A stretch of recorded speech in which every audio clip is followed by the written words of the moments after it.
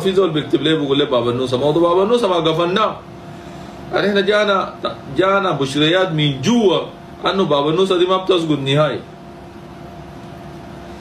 قالوا يا كامل شنو باب النوسه وبتاع، قالوا يا اخي الشغله دي يعني احنا دايرين ندورها لقدام، وقالوا يا كامل الكلام اللي في راسك ده بيتطبق في ارض الواقع. قلنا مبروك برافو يا زلمه. دي الحاجه اللي طلعنا منها، اي حاجه طلعنا بها الفتره اللي فاتت. فاذا هي انت بتاعت انه باب النوسه ده الموضوع ده خلاص منتهي. ناس مستعده ماشيه دارفور، كل القوه دارفور جوا. فاشر، نياله، جنينه، ام كداده، كتم، زالينجه، كل المحلات، وخصوصا بجلاله الله هنلف في دارفور. والليله اكيد لكم للمره الثانيه وتكرار، احنا قالوا ما مفيد وتكرار ما كويس، لكن بكرر لكم هنرقص في الدين والله.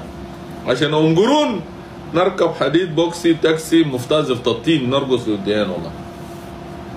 والله العظيم نرقص في كل احياء الدين والله. والله دي حاجه خطيناها في راسنا خلاص. يعني هنا ترى ركبنا فوق ده ما ننزل منه كله والله. والله العظيم نكون واقفين بس كده فوق. فاذا الحته بتاعت الدين، الحته دي احنا انتهينا منها، الحته دي خلاص منتهيه. الحته دي اكدنا تماما للشعب السوداني ولا الجنجويد انه الدين دي جايين لها.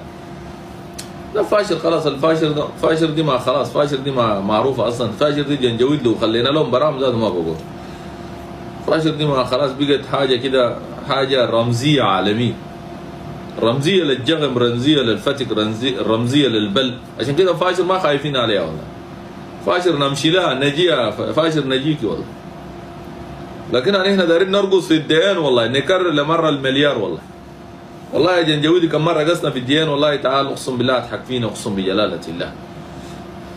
كل القوه دارفور جوا والله، من دين للجنينه. شباب بتاع الجنينه